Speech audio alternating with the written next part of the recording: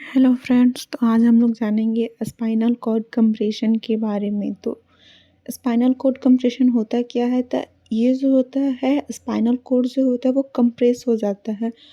तो इसका बहुत सारा रीज़न होता है कंप्रेस होने का, जैसे कि ट्यूमर की वजह से हो सकता है, इंजरी की वजह से हो सकता है, ऑस्टियोपोरोसिस की वजह से हो सकता है।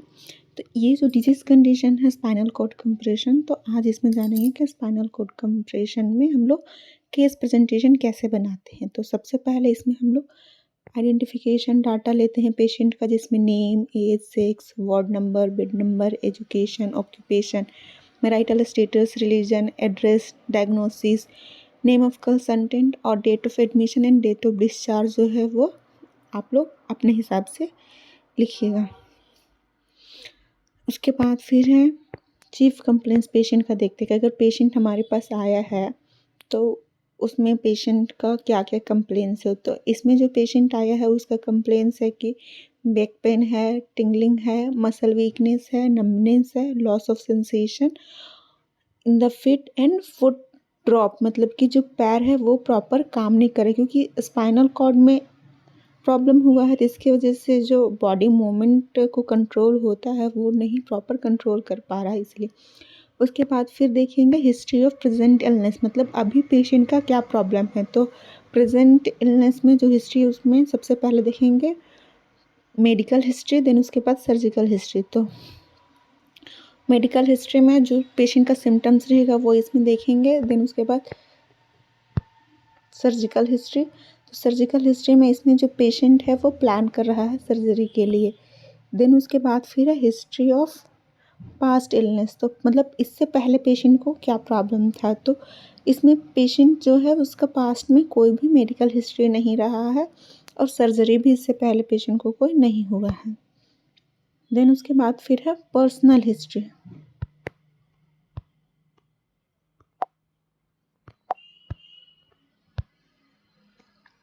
तो पर्सनल हिस्ट्री में क्या है, पेशेंट का देखेंगे जनरल अपीयरेंस, बिहेवियर देखेंगे, हैबिट्स देखेंगे, पेशेंट का डाइट कैसा है, सोशल इंटरेक्शन पेशेंट का कैसा है, स्लीपिंग पैटर्न कैसा है, बाउल एंड ब्लैडर पैटर्न कैसा है। ये सारा जो है हम डिटेल्स में लिख लिए हैं, तो इसीलिए बहुत ज़्यादा इसमें टाइम नहीं वेस्ट करेंगे, सिर्फ हेडिंग को और मेन पॉइंट को जानेंगे इसमें। देन उसके बाद है फैमिली हिस्ट्री। तो फैमिली हिस्ट्री में जो पेशेंट है वो न्यूक्लियर फैमिली से बिलोंग करते हैं, इसमें 4 मेंबर है पेशेंट का, और कोई भी सेक्सुअली ट्रांसमिटेड डिजीज़ और हेरिडिटरी डिजीज़ पेशेंट के फैमिली में नहीं है। देन उसके बाद है फैमिली कंपोजिशन।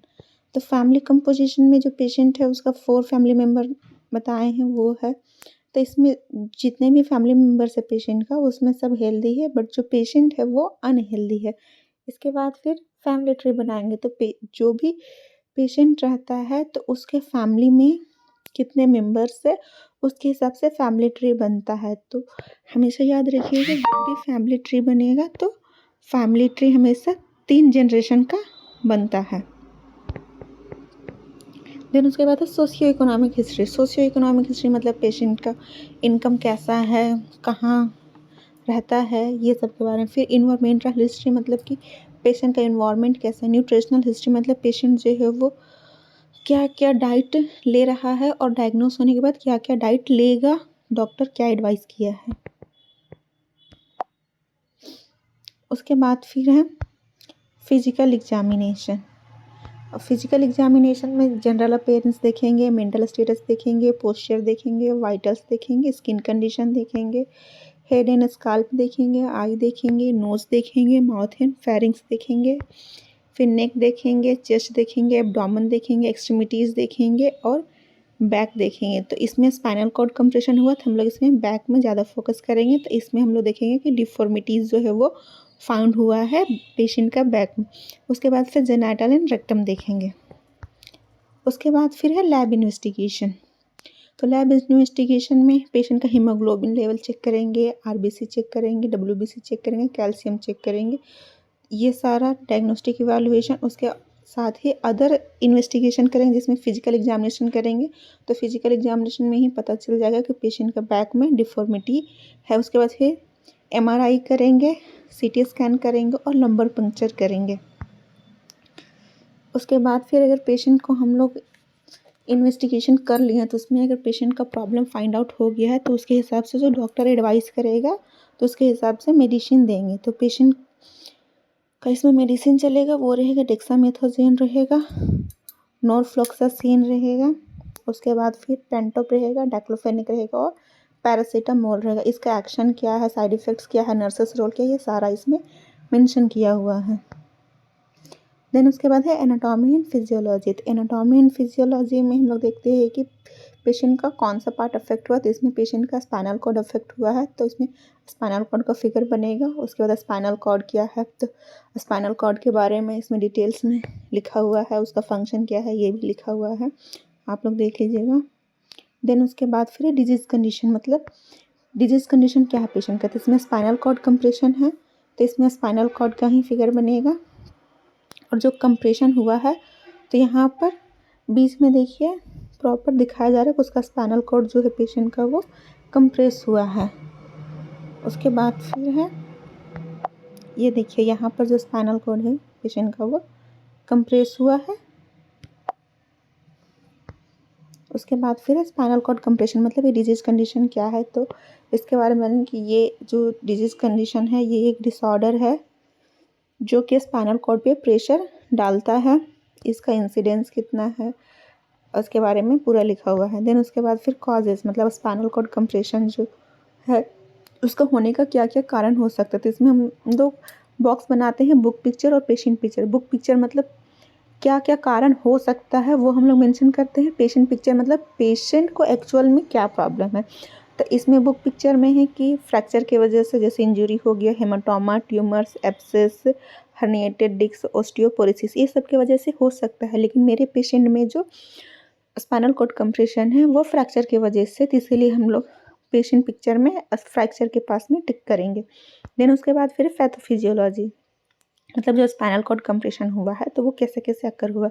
तो ड्यू टू ईटियोलॉजी मतलब पेशेंट, हमारा जो पेशेंट है उसमें इंजरी की वजह से हुआ है तो उसकी वजह से स्पाइनल बोन जो है वो फ्रैक्चर हो गया, जिसकी वजह से जो प्रेशर है वो स्पाइनल कॉर्ड पे पड़ा है और स्पाइनल कॉर्ड जो है वो कंप्रेस हुआ है, उसकी वजह से सिम्टम्स जो है वो अकर किया है। अब इसमें देखेंगे कि स्पाइनल कॉर्ड कंप्रेशन हुआ तो इसमें क्या क्या क्लिनिकल मैनिफेस्टेशन, मतलब क्या क्या साइन एंड सिम्टम्स दिखेगा। तो बैक पेन होगा, टिंगलिंग सेंसेशन होगा, मसल वीकनेस होगा, नमनेस होगा, फुट ड्रॉप होगा, लॉस ऑफ सेंसेशन होगा और स्टिफनेस ऑफ नेक भी हो सकता है। लेकिन मेरे पेशेंट में ये जो सिम्टम्स है वो नहीं है।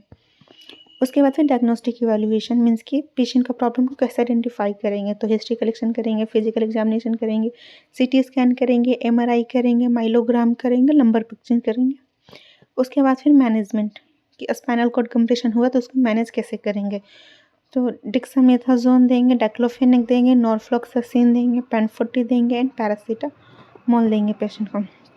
देन इसके बाद है प्री ऑपरेटिव नर्सिंग डायग्नोसिस। इसमें जो पेशेंट है उसको सर्जरी के थ्रू जो स्पाइनल कॉर्ड कंप्रेशन है उसको हम लोग ट्रीट करेंगे। तो इसमें दो तरह से नर्सिंग डायग्नोसिस बनेगा, pre operative nursing diagnosis and post operative nursing diagnosis. तो प्री ऑपरेटिव मीन्स सर्जरी से पहले का nursing diagnosis, post operative means surgery के बाद का नर्सिंग डायग्नोसिस। तो प्री ऑपरेटिव नर्सिंग डायग्नोसिस में जैसे इनइफेक्टिव टिश्यू परफ्यूजन इसमें लिखे हैं, एक्टिव इंटॉलरेंस रहेगा पेशेंट का क्योंकि उसमें स्पाइनल कॉर्ड में प्रॉब्लम है, डिस्टर्ब स्लीपिंग पैटर्न रहेगा क्योंकि पेशेंट को बैक पेन है, फियर एंड एंजाइटी रहेगा क्योंकि डिजीज कंडीशन पेशेंट को किसी को भी अगर कोई भी प्रॉब्लम होता है तो उसकी वजह से फियर एंड एंजाइटी नॉर्मल सी बात है, इंसान को हो जाता है। देन उसके बाद नॉलेज डिफिशिट, पेशेंट को स्पाइनल कॉर्ड कंप्रेशन के बारे में पता नहीं है तो इसीलिए पेशेंट को इसमें नॉलेज डिफिशिट है। तो इसमें नर्सिंग केयर प्लान बनाएंगे तो सबसे पहले पेशेंट का असेसमेंट करें जिसमें सब्जेक्टिव डाटा, ऑब्जेक्टिव डाटा लेंगे। नर्सिंग डायग्नोसिस जैसे इनइफेक्टिव टिश्यू परफ्यूजन रहेगा तो इसमें हम लोग सेरेब्रल टिश्यू परफ्यूजन को मेंटेन करने का कोशिश करेंगे, ये हमारा गोल रहेगा। तो इसके हम लोग प्लान करेंगे तो पेशेंट का पहले कंडीशन को असेस करेंगे, वाइटल साइन चेक करेंगे, दोनों उसके बाद न्यूरोलॉजिकल स्टेटस को असेस करेंगे, फिर हेड एंड नेक को पोजीशन को मेंटेन करेंगे और जो भी मेडिकेशन रहेगा डॉक्टर एडवाइस करेगा उसके हिसाब से मेडिकेशन देंगे। तो ये हम लोग प्लानिंग करेंगे। उसके बाद फिर हम लोग क्यों करेंगे ये रैशनल में लिखेंगे, उसके बाद इम्प्लीमेंट करेंगे, देन उसके बाद इवैल्यूएट करेंगे कि पेशेंट में कितना रिकवरी हुआ है वो देखेंगे। नेक्स्ट नर्सिंग केयर प्लान है एक्टिविटी इंटॉलरेंस। तो इसमें अगर एक्टिविटी इंटॉलरेंस है तो गोल रहेगा क्या कि जो एक्टिविटी इंटॉलरेंस, तो पेशेंट का एक्टिविटी को हम लोग इम्प्रूव करेंगे या फिर मेंटेन करेंगे, ये हमारा गोल हो सकता है। तो उसके लिए हम लोग प्लान करेंगे, देन उसके बाद फिर इम्प्लीमेंट करेंगे और इवैल्यूएट करेंगे कि पेशेंट में कितना रिकवरी देखने के लिए मिल रहा है।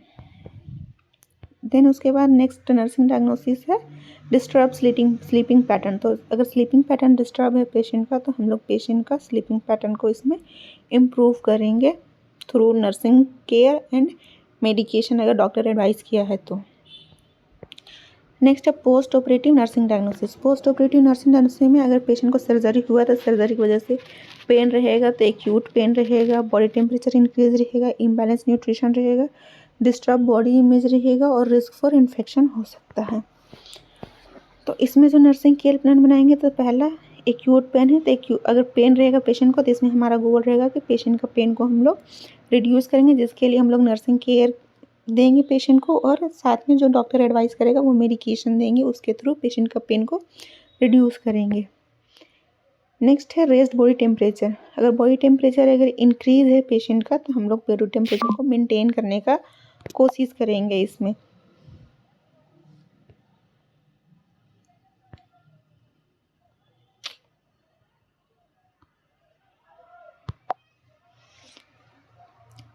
उसके बाद फिर बॉडी टेम्परेचर को हम लोग इसमें रिड्यूस करेंगे, तो इसके लिए हम लोग असेस करेंगे पेशेंट का कंडीशन क्या है। उसके बाद में फिर हम लोग कोल्ड स्पंज के थ्रू और फिर इन्वायरमेंट के थ्रू और जो डॉक्टर प्रिस्क्राइब करेगा उस मेडिकेशन के थ्रू पेशेंट का बॉडी टेम्परेचर को रिड्यूस करने का कोशिश करेंगे। नेक्स्ट है रिस्क फॉर इन्फेक्शन, मतलब अभी हुआ नहीं है, हो सकता है, तो हम लोग रिस्क को मेंटेन करेंगे या फिर रिड्यूस करेंगे, हमारा गोल रहेगा। तो इसके लिए हम लोग क्या कर सकते हैं कि जो पेशेंट का जहाँ सर्जरी हुआ है तो वहाँ का ड्रेसिंग को रेगुलर चेंज करेंगे, एसेप्टिक टेक्निक मेंटेन करेंगे, और जब भी पेशेंट को टच करेंगे तो उससे पहले हैंड वॉश करेंगे, और पेशेंट को टच करने के बाद में भी हैंड वॉश करेंगे। ये सब टेक्निक के थ्रू जो भी इन्फेक्शन होने का चांस रहेगा उसको हम लोग रिड्यूस कर सकते हैं। देन उसके बाद है हेल्थ एजुकेशन। तो हेल्थ एजुकेशन में हम लोग देखेंगे कि पेशेंट को क्या क्या हम लोग एजुकेट और पेशेंट के साथ पेशेंट के फैमिली मेम्बर को भी एजुकेशन देंगे, ताकि वो पेशेंट का रिकवरी में, पेशेंट के केयर में अपना प्रॉपर उसको केयर दे सकें। तो सबसे पहले हाइजीन मेंटेन करके रखेंगे पेशेंट का, पेशेंट को थोड़ा बहुत मोबालाइज करेंगे जितना पॉसिबल हो सके उतना ही। देन उसके बाद पेशेंट का डाइट को ध्यान में रखेंगे, क्योंकि जो डाइट होता है वो इम्पॉर्टेंट रोल प्ले करता है किसी भी डिजीज़ कंडीशन को रिकवर करने के लिए। देन उसके बाद है मेडिसिन। तो जो भी डॉक्टर प्रिस्क्राइब किया है उसको हम लोग टाइम टू टाइम मेडिसिन देंगे पेशेंट को, और फॉलोअप, मतलब पेशेंट रिकवर हो रहा है तो भी, और अगर किसी भी तरह का कोई दिक्कत हुआ है तो हम लोग डॉक्टर से कंसल्ट करेंगे फिर से। देन उसके बाद है समरी। तो समरी में जो हम लोग इसमें शुरू से लेके अभी तक जो इसमें देखे हैं स्पाइनल कॉर्ड कंप्रेशन में, केस प्रेजेंटेशन में, तो उसको हम लोग यहाँ पे शॉर्ट में लिखेंगे, उसको समरी बोलते हैं। देन उसके बाद बिब्लियोग्राफी, मतलब ये जो केस प्रेजेंटेशन लिखे हैं तो उसका रेफरेंस कहाँ कहाँ से है, तो वो हो गया बिब्लियोग्राफी।